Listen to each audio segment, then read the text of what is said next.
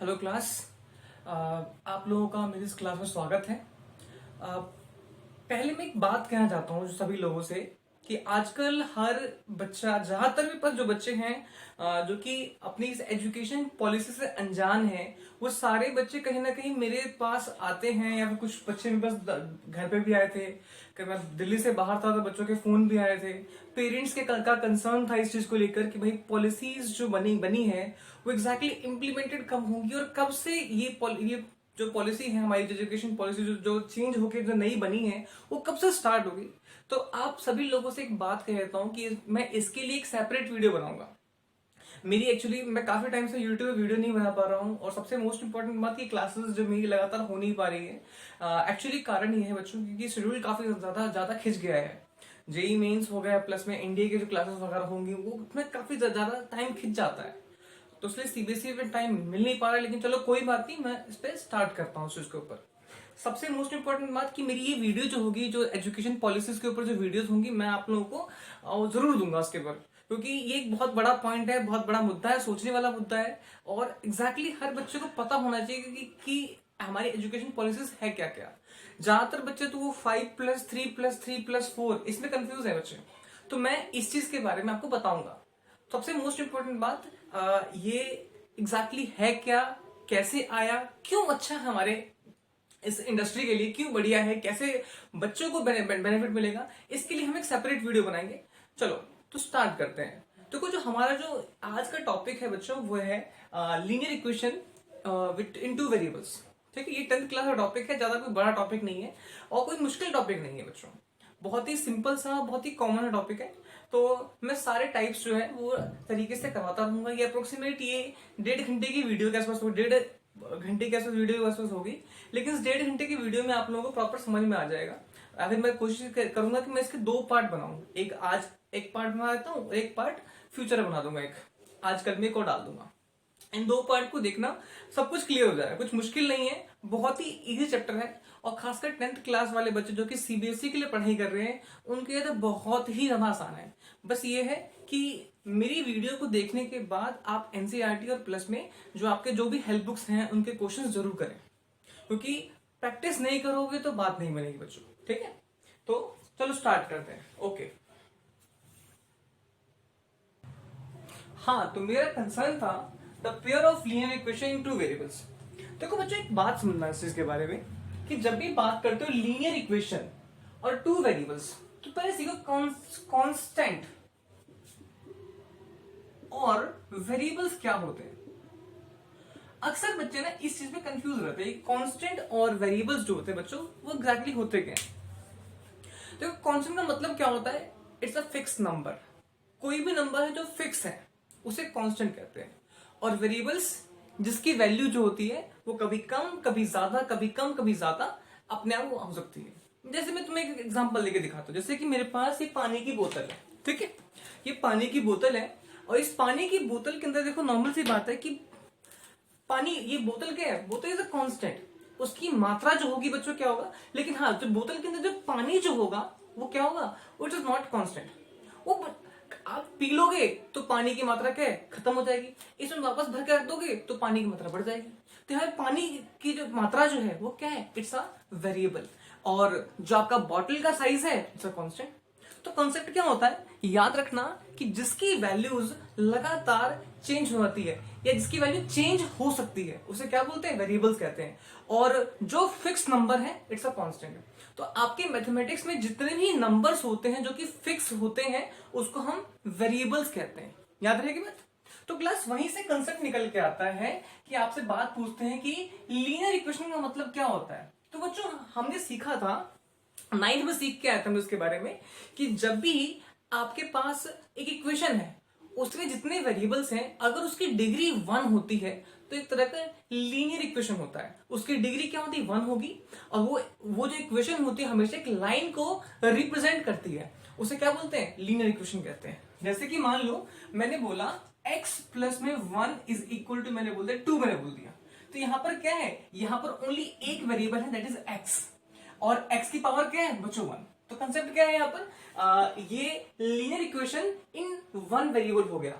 लेकिन वहीं पे एक बात करता हूं x plus Y is equal to मैंने बोल दिया 4, तो यहां पर क्या हुआ, जितने भी वेरिएबल थे उनकी डिग्री क्या है बच्चों, 1 है, और ये x और y दो वेरिएबल्स हैं, तो ये क्या बन गया, it's a linear equation in two variables बन गए। तो कंसेप्ट क्या होता है कि एक ऐसा इक्वेशन जिसमें दो वेरिएबल का इस्तेमाल किया जाए एंड उन दोनों की वेरिएबल की जो पावर होती है वो क्या होगी, वो एक पावर विल बी 1, तो उसे क्या बोलते हैं, उसको बोलते हैं हम लोग linear equation in two variables कहते हैं। याद रखना, जितने भी लीनियर इक्वेशन होगी नाम से क्लियर है कि वो एक लाइन को रिप्रेजेंट करता है। हम चैप्टर को आगे पढ़ेंगे तो आगे हमें समझ में आएगा कि एग्जैक्टली मैं क्या बोलना चाहता था, ठीक है। तो याद रखो,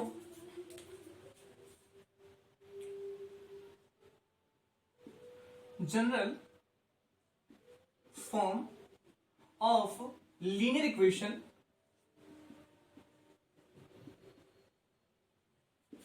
क्या होगा, इन टू वेरिएबल्स क्या होंगे बच्चों, दैट इज मैंने बोल दिया ए एक्स प्लस बी वाई और प्लस में c इज इक्वल टू 0, या कह सकते हो और आप बात बोल कर सकते हो कि ए एक्स प्लस में B Y equal to minus C, कैसे भी आप जैसे बोल तो बोलना where A B and C are real numbers, A B C are real numbers. मतलब मेरा कहने का मतलब बच्चों कि आपके पास जो इक्वेशन बना, तो इक्वेशन में आपके पास एक x था एक y था, है ना, ये x y तो वेरिएबल हो गए और इनके साथ के जो कोफिशिएंट है a b और c जो नंबर है ये कांस्टेंट होता है, ये तीनों के जो नंबर जो होंगे that will be a real number. Real number का मतलब आपको क्लियर होना चाहिए कि it's a collection of rational and irrational number, okay. तो हमेशा याद रखना कि जो linear equation in two variables जो होता है उसका जनरल फॉर्म होता है A X plus B Y plus C equal to 0, where A B C are real number, जहां पे ए बी सी तीनों के तीनों क्या होते हैं, रियल नंबर होते हैं बच्चों। फिर वही मानते हैं क्या बच्चों, यहां पर बात करते हैं कि एनी पेयर, यहां पे कंसेप्ट होता है कि any pair of X and Y which satisfy the equation, which satisfies the equation is called solution, is called solution। मतलब क्लास यहां पे क्लियर है कि x y की कोई वैल्यू है, x y की कोई वैल्यू डालूं मैं इस इक्वेशन के अंदर और इससे अगर मेरा पूरा का पूरा इक्वेशन सेटिस्फाई हो गया तो कंडीशन में क्या होगा, x और y जो भी क्या सोल्यूशन कराएंगे।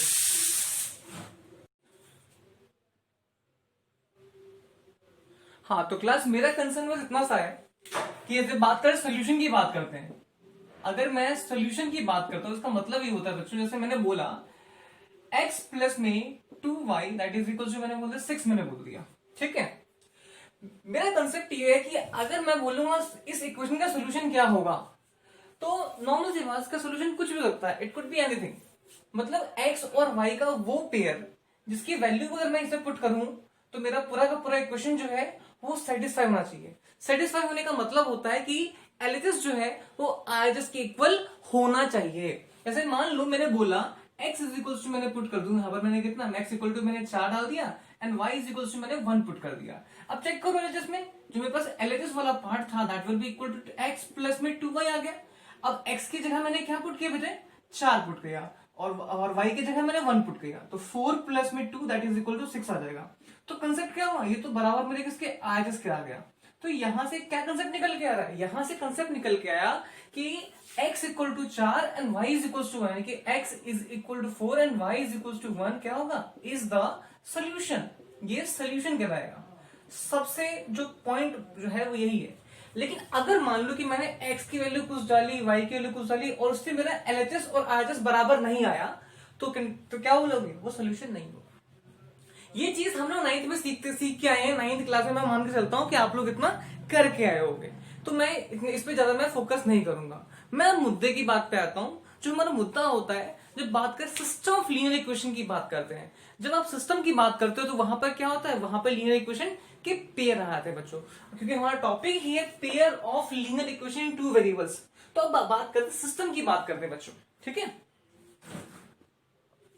ना। तो क्लास बात करते हैं साइमल्टेनियस लीनियर इक्वेशन के इन टू वेरिएबल्स के बारे में बात करते हैं। इसका मतलब क्या होता है, तो बात रखना, साइमल्टेनियस लीनियर इक्वेशन का मतलब होता है कि जब भी कभी आपके पास लीनियर इक्वेशन का पेयर आ जाए, linear equation in two variable का पेयर आ जाए, तो उस पूरे के पूरे को क्या बोलेंगे, that is simultaneous linear equation कहते हैं। जैसे एग्जांपल देख लो बच्चों, मैंने क्वेश्चन दे दिया, मैंने x प्लस में y इज इक्वल टू, मैंने 6 बोल दिया, और x minus Y that is equal to 4 दे दिया। तो यहाँ पे क्या है, ये लीनियर इक्वेशन का क्या बच्चों, पेयर है।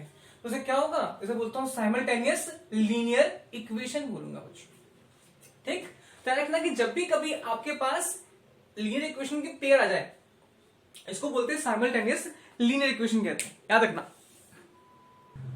अब बात बोलूंगा बच्चों में कि सॉल्यूशन ऑफ लीनियर इक्वेशन, तो मतलब क्या होता है, यहां पर x एंड y की जो कोई एक ऐसी वैल्यू हो जो कि इन दोनों के दोनों को सेटिस्फाई करे, ठीक है, x और y की वैल्यू हो विच सेटिस्फाइज बोथ इक्वेशंस। मान लो कि आपने एक इक्वेशन ली, इसमें x और y की वैल्यू ली, और x के y की वैल्यू एक इक्वेशन को सेटिस्फाई कर रही है बट दूसरे को नहीं कर पा रही है, तो क्या होगा, वो सोल्यूशन नहीं होगा।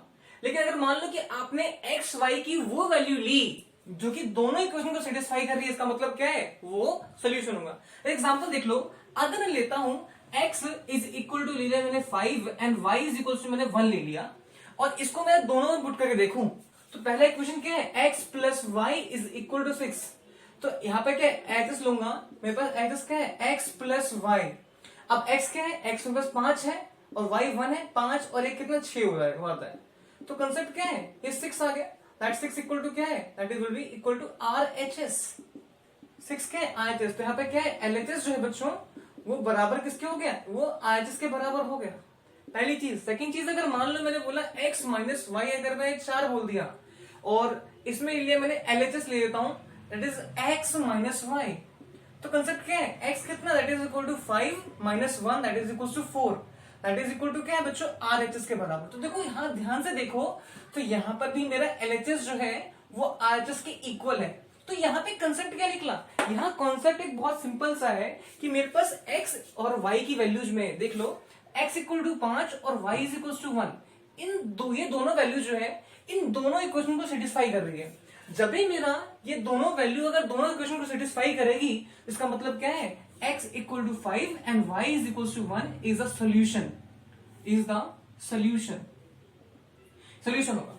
अगर मान लो कि मैंने कोई वैल्यू निकाली होती, वो मेरे किसी एक को सेटिस्फाई कर रहा है बट दूसरे को नहीं कर रहा है, तो क्या होगा, वो सोल्यूशन नहीं होता बच्चों, ठीक। हाँ तो बच्चों बात करेंगे system of simultaneous linear equation के बारे में बात करेंगे। तो बेटे ध्यान रखना, हमारे पास दो तरह का सिस्टम होता है। पहला होता है कंसिस्टेंट सिस्टम होता है बच्चों, कंसिस्टेंट सिस्टम होता है। अगला होता है बच्चों, that is the inconsistent system होता है, इनकंसिस्टेंट सिस्टम होता है। तो पॉइंट क्या होता है, what is the meaning of consistent system and what is the meaning of inconsistent system. तो रखना, if system which has at least one solution, अगर मान लो कि आपके पास कम से कम एक सोल्यूशन तो होना ही चाहिए, उसे क्या बोलते हैं, उसको बोलते हैं कंसिस्टेंट। आपके पास 2 हो, 3 हो, इनफाइनाइट मैनी सोल्यूशन हो, हमें इससे मतलब नहीं है, लेकिन आपके पास कम से कम एक सोल्यूशन होना चाहिए, उसको बोलते हैं कंसिस्टेंट सिस्टम कहते हैं। और system which has no solution, अगर जिनके पास कोई सॉल्यूशन नहीं होगा, उसको क्या बोलते हैं, उसको बोलते हैं हम लोग क्या, इसको बोलते हैं इनकंसिस्टेंट सिस्टम कहते हैं। तो आपके दो कंसेप्ट क्या है, कंसिस्टेंट एंड इनकंसिस्टेंट। जिसके अंदर कम से कम एक सॉल्यूशन होगा उसको बोलते हैं कंसिस्टेंट सिस्टम, इसके अंदर कोई सॉल्यूशन नहीं होगा उसको बोलते हैं इनकंसिस्टेंट सिस्टम कहते हैं, ठीक है। अब क्लास हम बात करेंगे, जो हमारे पास मान लो आपके पास 2 इक्वेशन आए, कोई भी आपके पास 2 लीनियर इक्वेशन आ गए, तो इक्वेशन की शक्ल को देखकर आप उसके नेचर के बारे में बता सकते हो कि उसका नेचर क्या है, वो कंसिस्टेंट है कि इनकंसिस्टेंट है, या मान के चलो कि उसका जो ग्राफ बनेगा, उन दो सिस्टम का जो ग्राफ बनेगा, या मतलब उन दोनों इक्वेशन का जो ग्राफ बनेगा, उस ग्राफ का नेचर क्या होगा, कि वो आपस में किसी एक पॉइंट पे कट करेंगे, या दोनों पैरेलल जाएंगे, या दोनों कॉन्स्टेंट जाएंगे। ये सारी की सारी बातें आप ग्राफ की शक्ल देख के बता सकते हो। तो आने वाले 10 मिनट में आप इसको बड़े ही प्यार सीख लोगे, ठीक है। आने वाले 10 मिनट में इसको आप बहुत प्यार सीख लोगे, तो इतना कुछ मुश्किल चीज नहीं है। चलो बात करते हैं इसके बारे में, ठीक है। इतना कुछ मुश्किल नहीं था, बहुत ही कॉमन चीज सिखा रहा हूं, ठीक है। देख लो जरा। तो क्लास मान लो आपके पास क्या है, दो इक्वेशन हो गए। मैंने बोला ax1 सही a1x सॉरी और प्लस b1y और प्लस में c1 that is equal to 0। फिर मैंने बोला a2x प्लस में b2y और प्लस में c2 that is equal to मैंने 0 मैंने बोल दिया। ठीक है, हमारे पास दो इक्वेशन आ गई। मैं बोलता हूं that's equation number 1 and that's equation number 2। तो इससे कुछ क्राइटेरियाज होते हैं बच्चों, और उस क्राइटेरियाज को हम थोड़ा देखेंगे जरा। याद रखना, आपके पास इक्वेशंस हैं, ठीक है। आप क्या निकालो, उसके रेशियोज निकालोगे बच्चों, रेशियो निकालेंगे, ठीक है। रेशियो ऑफ क्या निकालेंगे, a1 a2 b1 b2 c1 c2, ठीक है। कोई बात अभी दिखाता हूं। उसके बाद चेक करेंगे उसकी कंसिस्टेंसी, हम बताएंगे कंसिस्टेंसी, उसके बारे में बोलेंगे। फिर उसके बाद ग्राफ कैसा बनेगा उसका, ठीक है, और सॉल्यूशन कितने होंगे उसके, ठीक। तो पॉइंट दे दो क्लास। पहली चीज आपका आता है a1 अपॉन में a2 नॉट इक्वल है b1 अपॉन b2। जैसे कि मान लीजिए कि आपने यहां से a1 उठाया, यहां से a2 उठाया, a1 और a2 का रेशियो निकाला, फिर यहां से b1 उठाया, यहां से b2 उठाया, उसका रेशियो लिया। अगर ये दोनों इक्वल नहीं है, इसका मतलब क्या है, ये कंसिस्टेंट है। क्यों कंसिस्टेंट है, क्योंकि इसका क्या होगा बच्चों, एक यूनिक सॉल्यूशन बनेगा। इसका एक यूनिक सॉल्यूशन बनेगा। यूनिक सॉल्यूशन मतलब होता है only one solution, only one solution. और ये वन सॉल्यूशन कब बनेगा, जब इनके ग्राफ जो होते हैं बच्चों आपस में किसी पॉइंट पे क्या करते हैं, कट करते हैं। तो ग्राफ की नेचर क्या बनेगा, दैट्स अ इंटरसेक्टिंग लाइंस। क्योंकि ग्राफ क्या बनेंगे, आपस में कट करेंगे, तो वहां पे क्या बनेगा, दैट्स अ इंटरसेक्टिंग लाइंस बनते हैं। इसके बारे में बात करेंगे अभी। फिर ये पहला केस था। अब सेकंड केस के बारे में बात करते हैं। जैसे मान लो कई बार आता है कि a1 और a2 अपने निकाला, वो बराबर किसके हो गया, b1 b2 के बराबर हो गया। फिर हम आगे बढ़ते हैं। आगे हमने फिर क्या, c1 c2 के बराबर ले। तो होता है क्या, बहुत बार होता है कि a1 a2 b1 b2 के बराबर है, बट वो c1 c2 के बराबर नहीं होता। तो उस कंडीशन में याद रखना, उस कंडीशन में इट इज इनकंसिस्टेंट। और मैंने आपको सिखाया था कि इनकंसिस्टेंट मतलब क्या होता है, कि वहां पर कोई सॉल्यूशन नहीं बनता, नो सॉल्यूशन। और नो सॉल्यूशन कब बनेगा, जब ग्राफ आपस में कट करेगा ही नहीं। जैसे मान लो दो ग्राफ आपस में कट करते हैं, तो जिस पॉइंट पे कट करेंगे वो सॉल्यूशन बनता है। लेकिन अगर मान के चलो वहां पे नो सॉल्यूशन है, नो सॉल्यूशन किस किस से बनेगा, मतलब ग्राफ कट कर ही नहीं, मतलब दोनों की लाइंस जो है बिल्कुल पैरेलल जाएंगे। तो यहाँ पे ग्राफ क्या बनेगा, graph will be a parallel lines, okay. और लास्ट केस बताता हूं कि मान लो कई बार तीसरा केस ऐसा होता है कि आपने क्या निकाला, a1 a2 निकाला, वो b1 b2 के बराबर है, और बराबर c1 c2 के बराबर हो गया। ये तीनों का रेशियो बराबर होता है। तो उस कंडीशन में क्या होता है, इस केस में होता है that's a infinite many solution, यानी कि बहुत सारे सॉल्यूशन बनते हैं, इनफाइनाइट मैनी सॉल्यूशन होते हैं। इसका मतलब क्या होता है, इसका लाइंस जो होती है बच्चों कोइंसिडेंट, यानी कि जो ग्राफ बनेंगी वो एक के ऊपर एक ग्राफ बनती है, ठीक है। ऐसा बोलते हैं कोइंसिडेंट लाइन बोलते हैं उसको, कोइंसिडेंट लाइंस कहते हैं उसको। और क्योंकि यहां पर इनफाइनाइट मैनी सॉल्यूशंस है, तो उस कंडीशन में क्या होगा, ये क्या होगा, इट्स अ कंसिस्टेंट सिस्टम होगा बच्चों। तो ये पूरा का पूरा कंसेप्ट है ये, जो कि आपका इक्वेशन का होता है। ये बहुत ही सिंपल सा बेसिक था बच्चों, इस बेसिक को याद रखिए आप लोग। नाउ क्लास क्वेश्चन यहाँ पे है, on comparing the ratio of a1 a2 b1 b2 c1 c2 and without drawing them find out the lines representing the following pairs of linear equation is intersecting parallel concept. मतलब आपका concept क्या है कि आपको दो graph दिए जाएंगे और दो ग्राफ को आपको ग्राफ पर प्लॉट किए बिना आपको A1 A2 B1 B2 C1 C2 है ना, इनका रेशियो को देखकर या इनके रेशियो को निकाल कर बताना पड़ेगा कि भाई लाइंस क्या है, पैरेलल है, कोइंसिडेंट है या फिर इंटरसेक्टिंग है। ऐसे एग्जांपल देख लो, मैंने बोल दिया, मैंने हाँ बोला 2x प्लस में 3y इज इक्वल टू मैंने 9 बोल दिया, और यहां मैंने बोला 7x प्लस में 2y इज इक्वल टू, यहां पर मैंने बोला 10 बोल दिया। मान लो मैंने ऐसा बोला, तो यहां पे क्या है, A1 क्या होगा, A2 क्या होगा। A1 का मतलब होता है कि x का मतलब x का कोफिशिएंट दैट इज 2, और यहां पर A2 क्या होगा, that 7 and 2 by 7। And B1 और B2 की बात करें जरा, B1 क्या 3 यहां पे हो गया, B2 क्या है यहाँ पे 2 आ जाएगा। तो A1 A2 और B1 B2 बच्चों ये रहा, तो क्या बराबर है, नहीं, यहाँ पर A1 A2 बराबर नहीं है B1 B2 के बराबर, है ना। इसका मतलब क्या है, फर्स्ट चीज, पहली चीज क्या है, लाइंस आर क्या होगा, इंटरसेक्टिंग होंगे, अभी कुछ देर पहले बताया था मैंने। सेकंड चीज, यूनिक सॉल्यूशन होगा,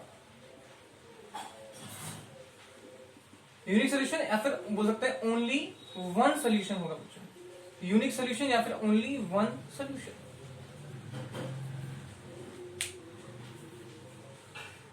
हाँ, तो पॉइंट देखो क्लास, अब एक क्वेश्चन देखा जरा, मैंने बोला 7x प्लस में 3y इज इक्वल टू 9 बोल दिया मैंने यहाँ पर, मैंने बोला 14x प्लस में यहाँ बोल दिया मैंने 6y इज इक्वल टू 10 बोल दिया। अब इस कंडीशन में क्या होगा, यहां मैंने A1 निकाला, A1 अपॉन में A2 निकालूंगा, तो A1 क्या है 7 और यहाँ पर ये कितना है, दैट्स 14, सॉल्व करो तो that's become 1/2। Okay, that's great. आगे चलते हैं, दैट्स B1 और B2 निकालते हैं। B1 की वैल्यू क्या है, यहाँ पर 3, यहाँ पर 6 आ जाएगा, सॉल्व करेंगे तो क्या है, इट बिकम 1/2। अब देखो ध्यान से देखो, A1 A2 और B1 B2 दोनों बराबर है। अब बात करते हैं C1 C2 के बारे में, बात करते हैं C1 C2 के बारे में बात करते हैं, तो इट्स 9/10। तो यहाँ पे क्या समझ में आया, यहाँ पे समझ में आया हम लोगों को कि यहाँ पर क्या A1 अपॉन A2 बराबर है B1 अपॉन B2 के, बट नहीं बराबर, नॉट इक्वल है C1 अपॉन C2 के। बिंगो, कॉन्सेप्ट क्या निकला, दैट्स क्या होगा, नो सोल्यूशन है, तो कोई सोल्यूशन नहीं बनेगा, और लाइन क्या बनेगी, that will be a parallel line, that will be a parallel line बनता है। ठीक है, याद रखो। तो ये एक बहुत ही सिंपल सा कॉन्सेप्ट था बच्चों, ठीक है। अब मान लो क्वेश्चन मेरे पास ये आ गया, अब इसमें क्या है, मैं A1 A2 निकालता हूँ, A1 अपॉन A2 निकालता हूँ, तो A1 की वैल्यू क्या है, x1, A2 क्या है 2, B1 अपॉन B2 की बात करते थे, B1 की वैल्यू कितनी 3, यहाँ पे क्या है 6, दैट इज इक्वल टू क्या है, x 1/2 हो जाएगा, और C1 अपॉन C2 की बात करें, दैट इज इक्वल टू क्या 9/18, सॉल्व करोगे तो क्या है, बिकम 1/2। यहाँ पे तीनों बराबर है, यहाँ पर क्या है, तो समझ में आ रहा है कि यहाँ पर A1 अपॉन A2 बराबर है B1 अपॉन B2 बराबर है C1 अपॉन C2, तीनों बराबर हो गया। कॉन्सेप्ट क्या होगा, पहली चीज क्या होगा बच्चों, it's infinite many solution, it's infinite many solution. और अगला कंसेप्ट क्या निकलेगा, पहली अगला कंसेप्ट निकलेगा, that will be a coincident line, coincident line. बच्चों तो कुछ मुश्किल नहीं था बच्चों, बहुत ही सिंपल सा कॉन्सेप्ट है, इसको लेके चलना बहुत ही ईमानदारी से कर लोगे सारे क्वेश्चन तुम लोग। नाउ बच्चों मेरी आदत है कि अब इसके बाद कायदे देखे तो ग्राफ वाला टॉपिक होना चाहिए, कायदे देखे तो ग्राफ का टॉपिक होता है, बट नॉर्मल सी बात है, मैं हमेशा ग्राफ क्योंकि आप करके आए हो तो मैं ग्राफ को भी नहीं सिखाऊंगा, ग्राफ मेरी आदत है, ग्राफ में हमेशा लास्ट में सिखाता हूं बच्चों। अब हम बात करेंगे क्या, अब बात करेंगे हम लोग सबसे इंपॉर्टेंट चीज, सॉल्यूशन ऑफ लीनियर इक्वेशन। ठीक है, अब एक लीनियर इक्वेशन के सॉल्यूशन को निकालना हमारा पॉइंट होगा। सबको पता है सॉल्यूशन चेक करना, सबको पता है कि आपके पास कोई सॉल्यूशन गिवन है, आप सॉल्यूशन को क्या करते हो, इक्वेशन में डाल के देखते हो, आपका सेटिस्फाई हुआ तो ठीक है, नहीं तो कोई दिक्कत नहीं। ठीक है, अगर वो x और y की वैल्यू अगर इक्वेशन में सेटिस्फाई हो रही है, सबको पता है क्या होगा, that will be a solution, और अगर नहीं हुआ तो बोला नॉट सॉल्यूशन। लेकिन अब हमारा मुद्दा है, छोटे बच्चे थे, 9th में पढ़ते थे, छोटे बच्चे, छोटी क्लास थी, तो उस कंडीशन में हमने वो किया। लेकिन 10th क्लास में हम सीखेंगे कि सॉल्यूशन निकालना कैसे है। अगर आपके पास कोई इक्वेशन आ जाए तो दो इक्वेशन की शक्लों को देखकर हम सॉल्यूशन कैसे निकाला, how to find out solution. इसके 3 मेथड होते हैं, ठीक है। अगर बात करते हो मेथड ऑफ सॉल्विंग, ठीक है, the system of linear equation, अगर आप किसी लीनियर इक्वेशन के सिस्टम को अगर आप सॉल्व करने के मेथड की बात करते हो तो बच्चों इसमें 3 मेथड होते हैं। कौन कौन सा? पहला मेथड होता है, दूसरा और तीसरा। First is substitution method, substitution method, ठीक है। सेकेंड होता है बच्चों that's a cross multiplication, multiplication method, ये one of my favourite method होता है बच्चों। और एक लास्ट होता है बच्चों, होता है दैट्स अ एलिमिनेशन मेथड होता है, दैट्स एलिमिनेशन मेथड होगा। ये बहुत ही ये 3 मेथड है और आज की क्लास में हम तीनों मेथड को कवर करेंगे, ठीक है। तीनों मेथड के हाँ मतलब बहुत ही बढ़िया बढ़िया क्वेश्चंस होंगे। आज की क्लास में तीनों मेथड कवर करा दूंगा और उसके बाद से मैं आपको कुछ क्वेश्चन दूंगा, इन क्वेश्चन को घर पे ट्राई करना आप लोग, ठीक है। अपने वीडियोस देखने के बाद आप लोग अपने आपस में ट्राई करो कि एग्जैक्टली होता क्या है, ठीक। मेरी कोशिश रहेगी कि मैं एक पीडीएफ की लिंक डाल दूंगा सब्सक्रिप्शन में और आप लोग उसको ट्राई करना। समथिंग अच्छे अच्छे क्वेश्चन होंगे उसके अंदर, ट्राई करो तो मजा आएगा। देखो जरा, अच्छा कॉन्सेप्ट है सब्स्टिट्यूशन मेथड, ठीक है। सब्स्टिट्यूशन मेथड का कंसेप्ट क्या होता है, इसको हिंदी में कहते हैं प्रतिस्थापन विधि कहते हैं। बट इस एक कंसेप्ट को समझना, कभी आपके लाइफ में एक ऐसा मोमेंट आया होगा कि मान लो कि आप 2 दोस्त हो और 2 दोस्त सेम काम कर रहे हैं, और दोनों दोस्त को सेम काम दिया गया। तो कभी ऐसा होगा कि आपका वो दोस्त है, मान लो चलो कि आपकी तबीयत खराब हो गई, ठीक है। तो नॉर्मल सी बात है कि काम दोनों का सेम है, लेकिन आपकी तबीयत खराब होगी तो कंडीशन में क्या होगा कि आपकी जगह पे आपके दोस्त को सब्स्टिट्यूट कर दिया गया, है ना। मतलब कंसेप्ट क्या होता है, सब्स्टिट्यूट मतलब होता है कि हम क्या करते हैं कि रिप्लेस कर देते हैं चीजों को, ठीक है। यहां से निकालते उसको किसी और की जगह रिप्लेस कर देना, दैट सब्स्टिट्यूशन, ठीक है। तो पॉइंट मेरा जो सिंपल सा मुद्दा है वो ये है कि मान लो कि आपके पास एक इक्वेशन आ गई, मैंने बोला x हो गया और यहाँ पे 2y that is equals to मैंने बोल दिया 3 हो गया, ठीक है। और मेरे पास यहां बोल दिया मैंने x प्लस में मैंने बोल दिया, फिर मैंने बोला 3x प्लस में y that is equals to मैंने बोल दिया 4 बोल दिया। और मुझको इसके इक्वेशन की वैल्यू निकालनी है कि अब मैं इसको सॉल्व करना है, बोलूंगा सॉल्व, ठीक है। क्योंकि सब्स्टिट्यूशन में हम सीख रहे हैं तो कैसे करोगे, शक्ल देखते पहले क्या करो, आप बोलो इसको फर्स्ट इक्वेशन, इसको बोलो सेकंड इक्वेशन, ठीक है। अच्छा ये आपकी चॉइस है कि आप किसकी वैल्यू निकालोगे, ठीक है, और कौन सा इक्वेशन आप सिलेक्ट करोगे। भाई मेरी चॉइस है क्योंकि मैं पहला इक्वेशन लूंगा, इक्वेशन नंबर 1, इक्वेशन 1 लूंगा मैं। इक्वेशन 1 में क्या है, x प्लस में 2y इज इक्वल टू 3, और कंसेप्ट क्या होता है कि x plus 2y equal to 3 है। अच्छा आपके ऊपर डिपेंड करता है कि आप किसकी वैल्यू सब्स्टिट्यूट करोगे। तो याद रखना, हमेशा याद रखो, आप एक कन्वीनियंस के लिए बोलूंगा कि जहां पे ना आपको कैलकुलेशन करना इजी पड़ जाए। कैसे, अब यहां से मैं अगर मान लो मैं x की निकाल दूं तो x इक्वल टू क्या है 3 माइनस में क्या हुआ 2y आ जाएगा, कोई दिक्कत। यहां मैंने बोल दिया x इक्वल टू 3 माइनस में 2y, मैं 2y को उठा के इधर ले आया तो x की वैल्यू आ गई। जो मैं यहां पे x की वैल्यू जो निकाली है मैंने, क्या करना है, इसको उठा के इसमें डालना है। क्या करेंगे, पुट दी वैल्यू, ठीक है, of x is equal to 3 minus में 2y इन, आपने कहां से निकाला, ये फर्स्ट इक्वेशन निकालना है। तो इनमें से किसी एक इक्वेशन में से x की वैल्यू निकालो और उसको इसमें पुट कर दो, ठीक है। इन इक्वेशन क्या होगा, सेकंड पुट कर देना। अब सेकंड इक्वेशन क्या है, 3x plus Y is equal to 4 हो गया, और मेरे पास x की वैल्यू क्या थी, x की वैल्यू थी 3 माइनस में 2y plus y is equal to 4 हो गया। सॉल्व करना, 9 माइनस में 6y प्लस में y इज इक्वल टू 4 हो गया बच्चों, ठीक है। अब कॉन्सेप्ट सीखो जरा, 6 माइनस y इट्स माइनस का 5y, और इस 9 को उठा के धर लोगे तो 4 माइनस 9 हो जाएगा, यहां पर कितना है तो -5y is equal to -5।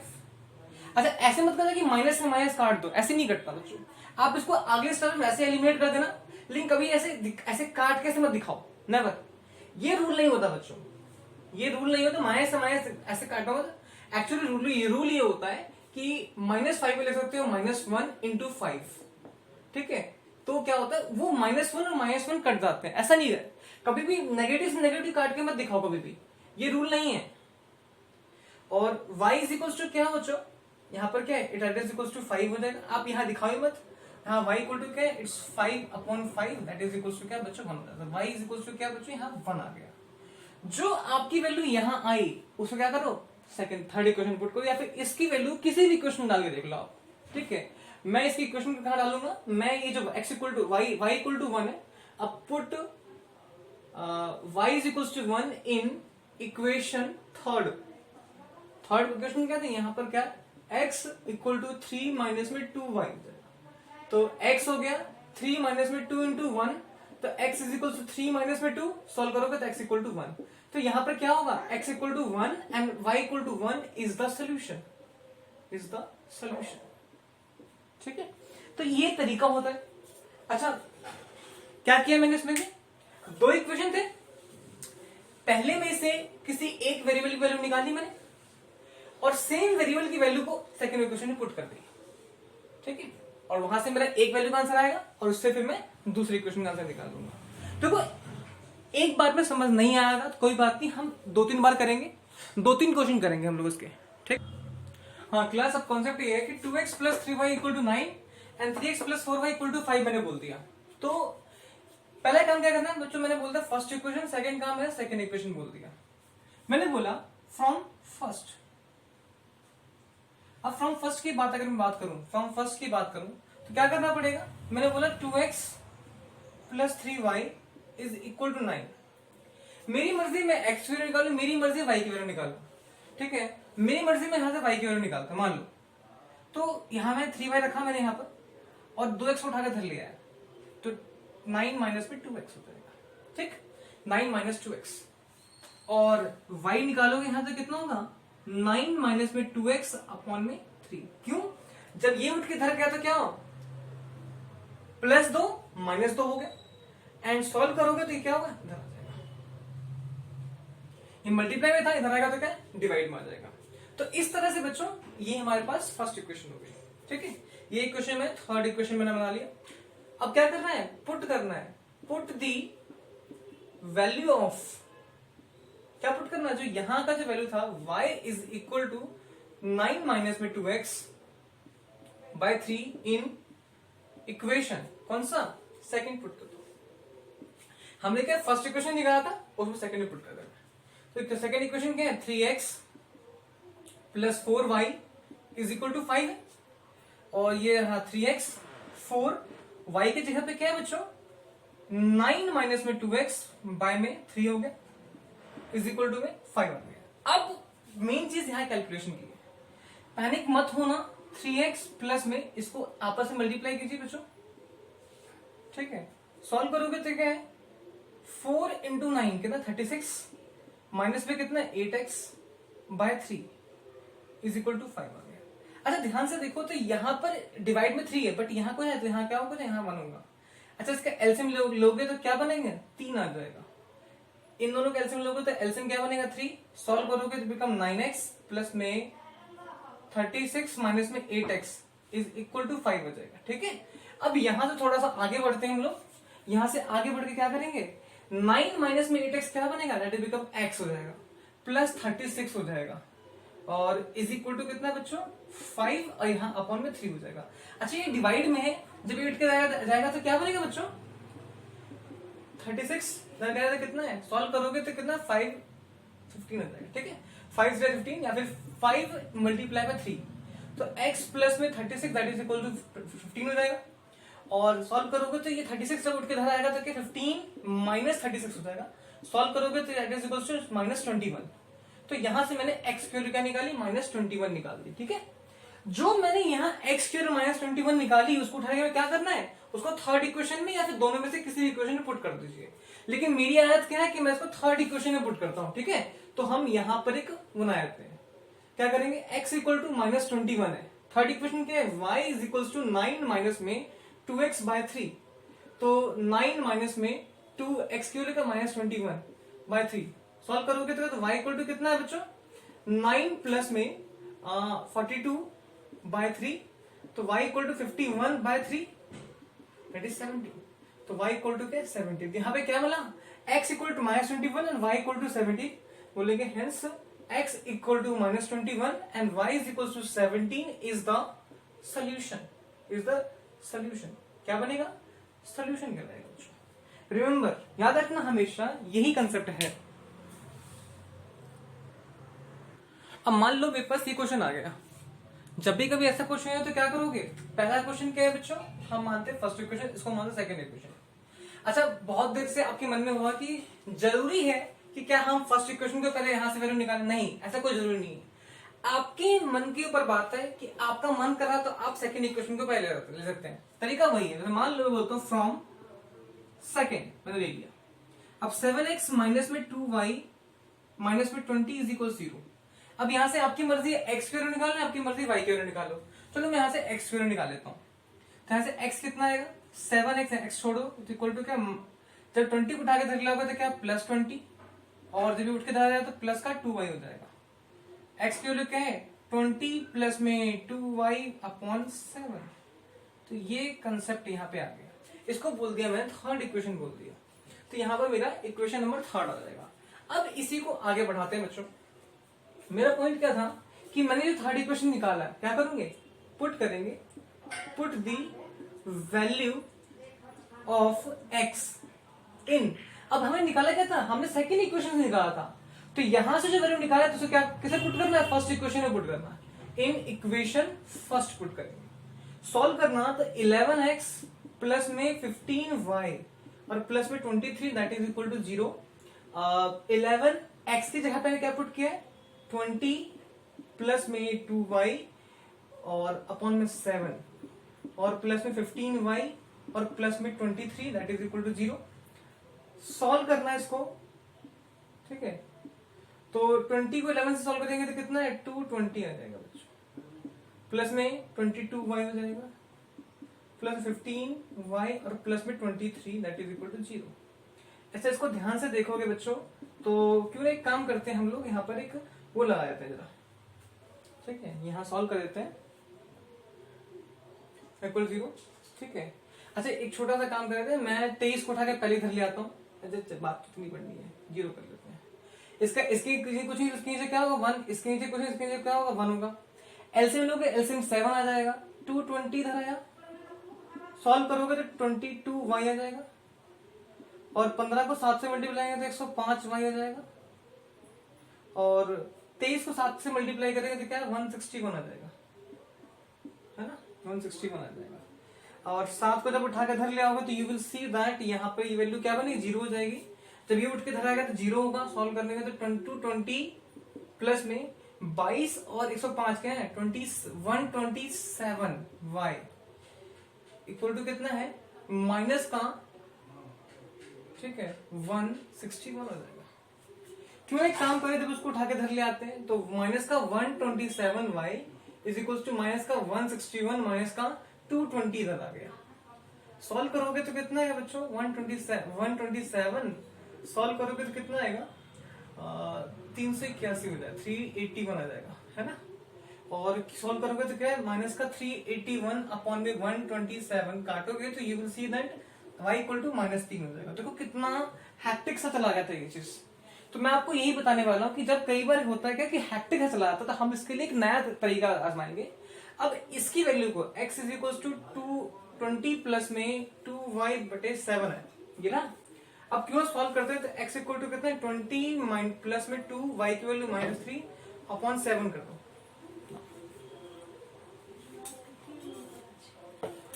x is equal to कितना है यहाँ पर, यहाँ सॉल्व करोगे तो क्या है 20 माइनस में कितना 6 अपॉन में 7, तो x इज इक्वल टू क्या है 14/7, x इज इक्वल टू कितना है 2 हो जाएगा।